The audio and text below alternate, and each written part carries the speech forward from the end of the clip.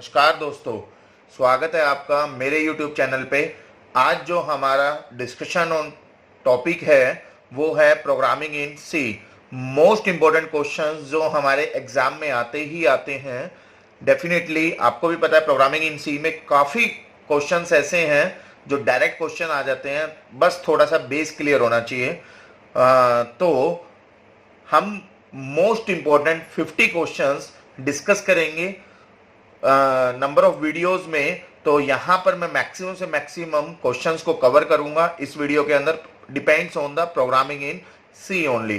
काफ़ी स्टूडेंट्स की रिक्वेस्ट आ रही थी कि सर वीडियोस जो है वो सब्जेक्ट वाइज बनाए, टॉपिक वाइज बनाए। तो उसी तरह से मैं इसमें सब्जेक्ट वाइज आपको वीडियो प्रोवाइड कर रहा हूँ। MCQ questions with easy explanation. तो थोड़ा सा टाइम दीजिए और वीडियो को पूरा सुनिए। तो देखिए प्रोग्रामिंग इन सी में पहला क्वेश्चन आ रहा है, minimum number of temporary variable needed to swap the content of two variables. तो यहां पर सिंपल सा क्वेश्चन ये पूछा गया है कि कितने नंबर ऑफ टेम्परेरी वेरिएबल की रिक्वायरमेंट है जब कभी भी हम दो वेरिएबल को स्वैप कर रहे हैं, दोनों वेरिएबल के कंटेंट को स्वैप कर रहे हैं। तो देखिए एक बार थोड़ा सा देख लेते हैं कि इसमें क्वेश्चंस का आंसर क्या आएगा। तो यहां पर सिंपल सा मैंने लिखा हुआ है, without any temporary variable you can swap the content of two variable. How? The question will come in our mind कि ये कैसे पॉसिबल है कि एक भी टेम्परेरी वेरिएबल की रिक्वायरमेंट नहीं है। तो उसको मैं आपको एग्जीक्यूट करके दिखाता हूं। फॉर एग्जाम्पल, ए के अंदर जो वैल्यू है हमारी वो है 5 और बी के अंदर जो वैल्यू स्टोर है initially before swapping the content of the two variable, हमारी जो वैल्यू स्टोर है ए के अंदर 5 है और बी के अंदर है 10। तो चेक करते हैं। देखिए यहां पर तीन ऑपरेशन हमने लगाया, a equal to A plus B. मैं ए और बी को ही यूज कर रहा हूं अगेन एंड अगेन। तो यहां पर देखिए a equal to A plus B अगर मैं कर देता हूं तो वैल्यू क्या आ जाएगी, 5 प्लस 10। इनिशियली वैल्यू है a की 5 और b की वैल्यू है 10। 5 plus 10 that is equal to 15। 15 कहां पर असाइन हो गया है, a के अंदर। तो यहां पर a की वैल्यू हट के कितनी आ जाएगी, 15। ठीक है जी। उसके बाद नेक्स्ट इंस्ट्रक्शन एग्जीक्यूट करेंगे हम, b equal to A minus B. तो a की वैल्यू इस टाइम पे क्या है, 15 माइनस b की वैल्यू है 10। सो दैट विल कम 5। तो b की वैल्यू ओवरराइट हो जाएगी, यहां पर क्या वैल्यू आ जाएगी, 5।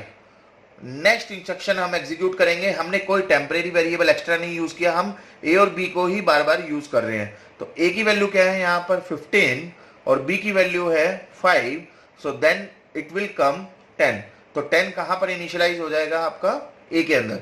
तो 15 यहां से हटके कितनी वैल्यू आ जाएगी यहां पर, 10। सो बेसिकली आप देख सकते हो ए की वैल्यू यहां पर 10 है और बी की वैल्यू यहां पर 5 है। और बिफोर स्वैपिंग यहां पर ए की वैल्यू 5 थी और बी की वैल्यू 10 थी। तो दोनों की वैल्यू चेंज हो चुकी है without using any temporary variable. You can see that. ठीक है। सो इसका आंसर हो जाएगा हमारा डी। एक भी टेम्परेरी वेरिएबल की हमें रिक्वायरमेंट नहीं होगी। सेकंड क्वेश्चन की तरफ हम मूव करते हैं। सेकंड क्वेश्चन है हमारा, बहुत सिंपल सा क्वेश्चन है कि x minus equal to Y plus 1 means. देखिए आपको पता होगा, इसकी एक्सप्लेनेशन मैं दे रहा हूं, बहुत सिंपल सी एक्सप्लेनेशन है। अगर मैं यहां पर लिखूं x प्लस इक्वल टू 1 तो इसका मतलब क्या होता है, इसका मतलब होता है that is equal to x plus 1। ठीक है जी। ये जो प्लस है इसका मतलब क्या है कि इक्वल टू के बाद जो भी चीजें है वो इसके साथ जुड़ जाती है और that will be assign to the x। यहां पर दिया हुआ है x minus equal to Y plus 1। इसको आप ये मान के चलिए that is the constant value जो यहां पर दी हुई थी। तो यहां पर क्या हो जाएगा, x equal to x minus Y plus 1। Clear है पॉइंट। तो माइनस बाहर है तो अंदर जाके साइन को चेंज कर देगा। तो माइनस वाई और यहां पर प्लस था, माइनस यहां पर मल्टीप्लाई होगा तो 1। सो x इक्वल टू क्या आ जाएगा आपका, x माइनस वाई माइनस 1। सो इसका आंसर हो जाएगा आपका D. D is the correct answer for this question. Next जो क्वेश्चन आ रहा है हमारा वो क्वेश्चन है थर्ड क्वेश्चन। थर्ड क्वेश्चन में क्या करा हुआ है, क्या पूछा हुआ है, the following statement print F percentage of F comma 9 divide by 5। यहां पर ये पूछा हुआ है कि इसमें कौन सी वैल्यू प्रिंट होगी। आपके माइंड में क्वेश्चन चल रहा होगा कि इसकी वैल्यू जो है 9 डिवाइड बाई 5 1.8 हो सकता है, नहीं। फिर आपके माइंड में चलेगा नहीं ये तो इंटीजर वैल्यू है, 9 डिवाइड बाई 5 करेंगे तो क्वेश्चन 1 आएगा, तो इसका आंसर ये होगा। फिर कुछ स्टूडेंट सोच रहे होंगे कि 1.8 है, इंटीजर वैल्यू रिटर्न करेगा तो 2 भी हो सकता है। तो मैं आपको बता देता हूं, पहली चीज यहां पर 9 डिवाइड बाई 5, 9 क्या है, एक इंटीजर वैल्यू है, 5 भी क्या है, एक इंटीजर वैल्यू है। तो इंटीजर वैल्यू और इंटीजर वैल्यू दोनों डिवाइड होंगे और बीच में ऑपरेटर क्या लगा हुआ है, डिवाइड। इसका मतलब है ये क्वोशंट को रिटर्न करेगा। तो 9 डिवाइड बाई 5 क्या रिजल्ट देगा, 1। ठीक है, मगर ये जो 1 है वो इंटीजर टाइप का है और यहां पर क्या पूछा हुआ है, परसेंटेज एफ, और परसेंटेज एफ का मतलब होता है फ्लोट वैल्यू रिटर्न करेगा। तो यहां पर 1.0 रिटर्न नहीं करेगा।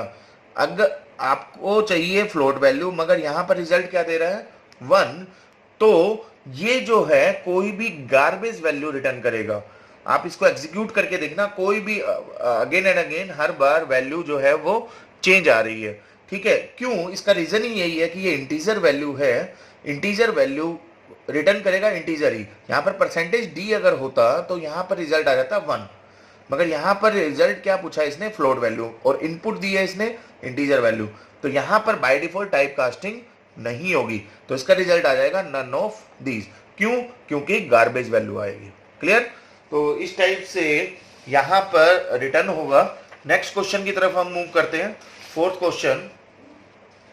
क्वेश्चन है हमारा, जिसमें क्वेश्चन करा हुआ है कि the expression 5 minus 2 minus 3 star 5 minus 2 will evaluate to 18। ध्यान रखना यहां पर क्वेश्चन में किया हुआ है कि आपको जो रिजल्ट है वो क्या चाहिए, आपको 18। ठीक है, तो इस केस में आप कौन सा ऑप्शन करेक्ट होगा।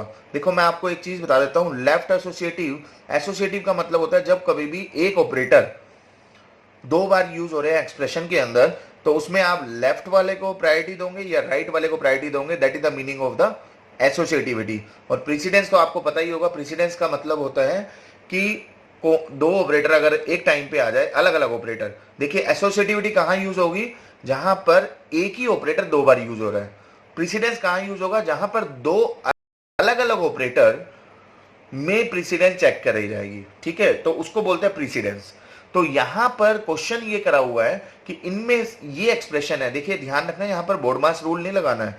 यहां क्या कहा गया है, ये एक एक्सप्रेशन दे रखा है और इसकी वैल्यू जो रिटर्न होगी वो 18 रिटर्न होगी।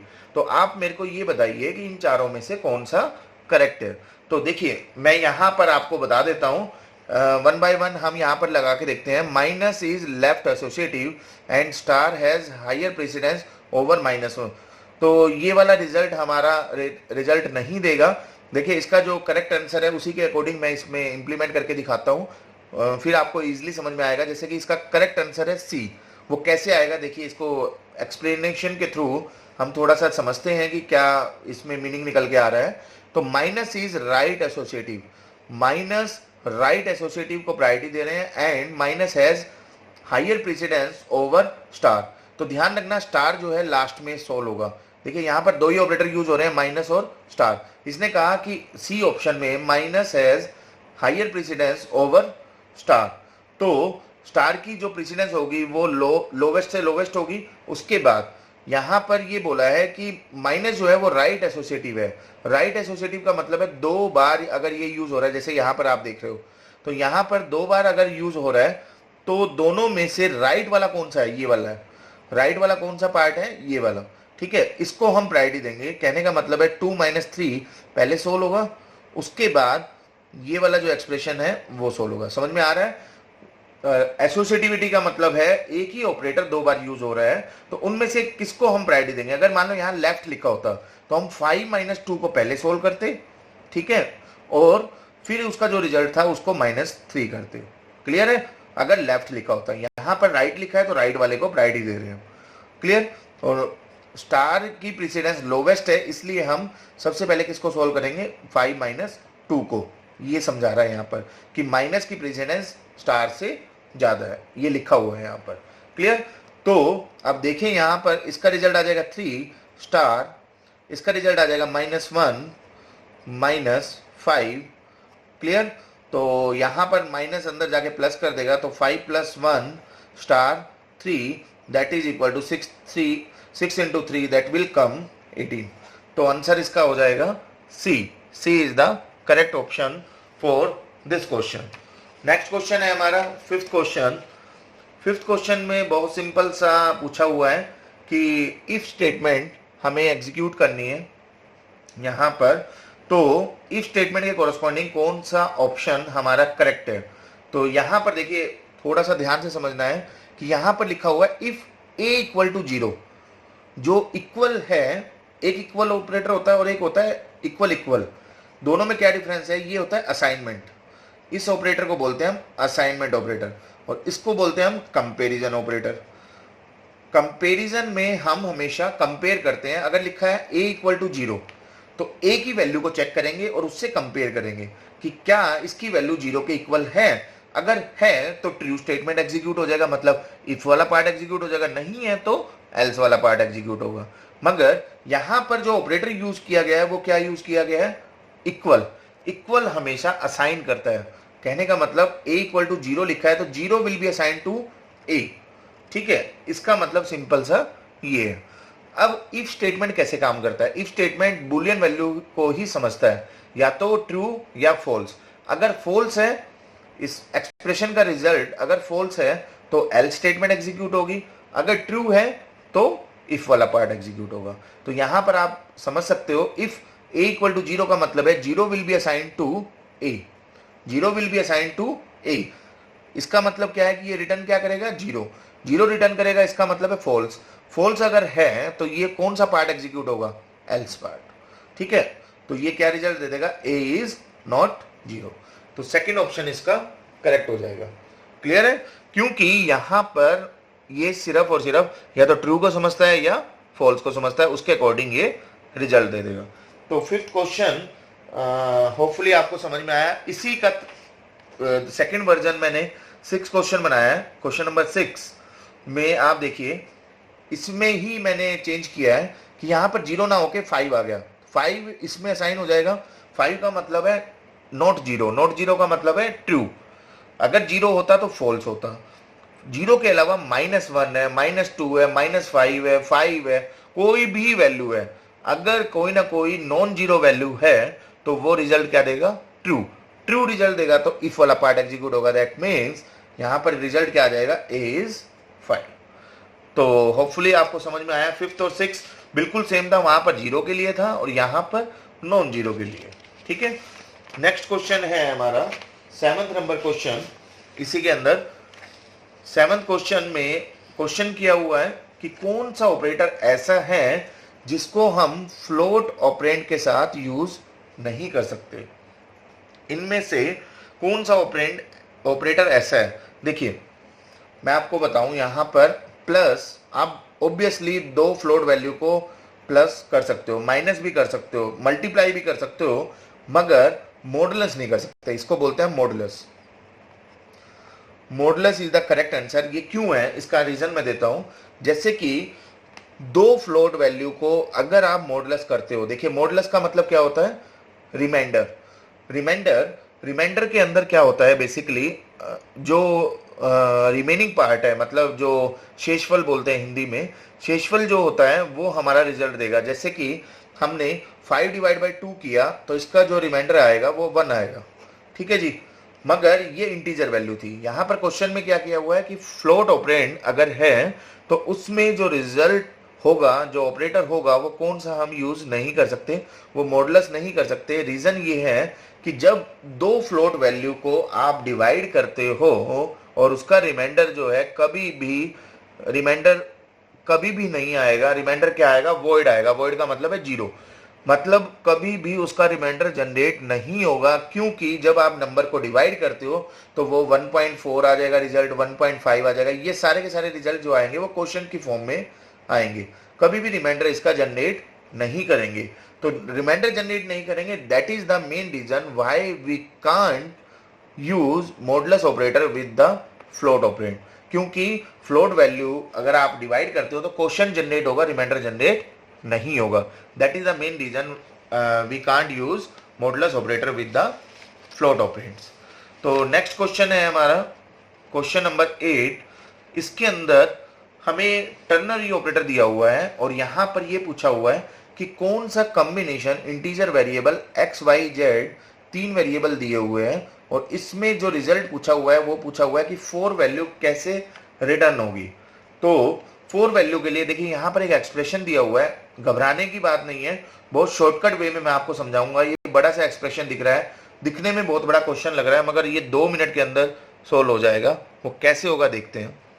देखिए हमें क्या चाहिए, वैल्यू 4। तो ध्यान रखना वैल्यू 4 टर्नरी ऑपरेटर है। टर्नरी ऑपरेटर का मतलब क्या होता है, ये इफ पार्ट होता है, कंडीशन चेक करते हैं, अगर ट्रू है तो ये एग्जीक्यूट हो जाएगा, फॉल्स है तो ये एग्जीक्यूट हो जाएगा। फिर अगेन इसके अंदर नेस्टेड इफ लगाया हुआ है, ये इफ पार्ट है, इसका इफ पार्ट का ट्रू कंडीशन ये है और फॉल्स कंडीशन ये है। सेम एयर इफ पार्ट का ट्रू कंडीशन ये है और फॉल्स कंडीशन ये है। तो यहां पर ये पूछा हुआ है कि वैल्यू 4 रिटर्न कैसे होगा। देखिए ध्यान रखना आउटपुट या तो x आएगी या z आएगा या y आएगा या z आएगा। तो रिजल्ट हमेशा कोई भी एडिशन नहीं हो रहा, कोई मल्टीप्लिकेशन नहीं हो रहा, डायरेक्ट की डायरेक्ट वैल्यू आ रही है एक्स वाई जेड की फॉर्म में ही। तो एक्स वाई जेड में कहीं ना कहीं 4 होगा तभी तो रिजल्ट 4 आएगा। ये शॉर्टकट बता रहा हूं मैं आपको, ठीक है। तो 2 ऑप्शन तो यहीं पर ही खत्म हो जाएंगे, एक्स वाई जेड में कहीं भी 4 नहीं है बी के अंदर, तो ये इनकरेक्ट हो जाएगा, ठीक है जी। एक्स वाई जेड में कहीं पर भी 4 नहीं है, ये भी इनकरेक्ट हो जाएगा। अब यहां देखते हैं ए और डी में से कौन सा हो सकता है, क्योंकि दोनों जगह यहां पर 4 दिया हुआ है, तो दोनों ऑप्शन हमारे करेक्ट हो सकते हैं। चेक करते हैं दोनों में से कौन सा करेक्ट है, ठीक है जी। तो यहां पर देखिए टर्नरी ऑपरेटर मैंने समझाया हुआ है कि अगर एक एक्सप्रेशन है, अगर ये ट्रू है तो एक्सप्रेशन 2 एग्जीक्यूट होगा, अदरवाइज एक्सप्रेशन 3 एग्जीक्यूट होगा। तो यहां पर हमने एज्यूम किया पहले वाला x equal to 3, y equal to 4 और z इक्वल टू 2। ये वैल्यू मैंने यहां पर पुट की एक्सप्रेशन के अंदर एज इट इज। एक्सप्रेशन के अंदर पुट करने के बाद आपको पता लग रहा है यहां पर जो वैल्यू हमने देखी, सबसे पहले x और y की वैल्यू पुट की, यहां पर 3 कंपेयर होगा 4 के साथ, 3 इज ग्रेटर देन 4। क्या ये कंडीशन ट्रू है, फॉल्स है, तो ये डायरेक्टली कहां चला जाएगा, इसके पास, डायरेक्टली फॉल्स कंडीशन को एग्जीक्यूट करेगा। फॉल्स कंडीशन में ये लिखा हुआ है, तो 4 is greater than 2 question mark 4 question 2। सो यहां पर क्या दिया हुआ है कि 4 इज ग्रेटर देन 2, अगर ट्रू है तो कौन सा एग्जीक्यूट होगा, क्वेश्चन मार्क वाला, नहीं है तो कोलन वाला एग्जीक्यूट होगा।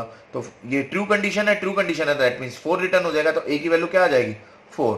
तो करेक्ट आंसर क्या हो जाएगा इसके लिए, ए। तो डी चेक कर लेना, डी जो है वो इनकरेक्ट है इस केस में, ठीक है जी। तो इस टाइप से हम चेक करते हैं टर्नरी ऑपरेटर को। नेक्स्ट क्वेश्चन आ रहा है हमारा, the operator which compare, next जो क्वेश्चन है the operator which compare 2 value. कौन सा ऐसा ऑपरेटर है जो कि कंपेयर करता है 2 वैल्यू को, ठीक है। तो अब देखिए असाइनमेंट ऑपरेटर, अभी मैंने आपको बताया था असाइनमेंट ऑपरेटर क्या होता है, a इक्वल टू 5। ये तो असाइनमेंट ऑपरेटर है, a की वैल्यू असाइन होगी, ठीक है। तो ये कंपेयर तो नहीं कर रहा, तो असाइनमेंट ऑपरेटर तो नहीं होगा इसका आंसर। उसके बाद है यूनरी ऑपरेटर। यूनरी ऑपरेटर क्या होता है, ध्यान रखना कि वहां पर जैसे -5 लिख दिया मैंने, तो -5 will be assign to a। तो ये भी क्या कर रहा है, हम यूनरी ऑपरेटर को यूज कर रहे हैं असाइनमेंट की फॉर्म में या किसी ना किसी का सिंबल को चेंज करने के लिए। तो यूनरी ऑपरेटर भी हमारा कंपेयर नहीं करता है। फिर है इक्वल। इक्वल ऑपरेटर जो हमने यहां पर लिखा है ये वाला, इसको इक्वल ऑपरेटर भी बोलते हैं। तो इक्वल ऑपरेटर भी किस लिए यूज होता है, हमारा असाइन करने के लिए। तो ये भी हमारा इनकरेक्ट हो जाएगा। मगर रिलेशनल ऑपरेटर हमेशा कंपेयर करता है। रिलेशनल का मतलब कौन सा है, रिलेशनल ऑपरेटर कौन कौन से होते हैं हमारे, रिलेशनल ऑपरेटर होते हैं हमारे less than, greater than, less than equal to, greater than equal to. तो ये हमेशा a लेस देन b है। अभी हमने देखा पिछले वाले में टर्नरी ऑपरेटर में, तो वो कंपेयर कर रहे थे, 2 वैल्यू को कंपेयर कर सकते हैं, 2 is less than 3, 3 is greater than 2।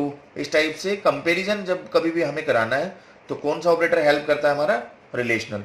तो B option is the correct answer for this question. Last question है फॉर दिस वीडियो। 10 क्वेश्चन की मैंने वीडियो बनाई है, तो आप कॉन्टिन्यूअस में सुनते जाना, बहुत अच्छा लगेगा आपको, नई नई चीजें सीखोगे, कहीं ना कहीं हेल्प करेगा। कोई ना कोई एग्जाम में जरूर इस टाइप के क्वेश्चंस जरूर आते हैं, चाहे वो नेट का, गेट का, PGT computer science, TGT computer science किसी भी टाइप के आप प्रिपरेशन कर रहे हो कंप्यूटर साइंस से रिलेटेड, हमेशा ये क्वेश्चंस पूछे जाते हैं। Last question for this video, which of the following is not a character constant.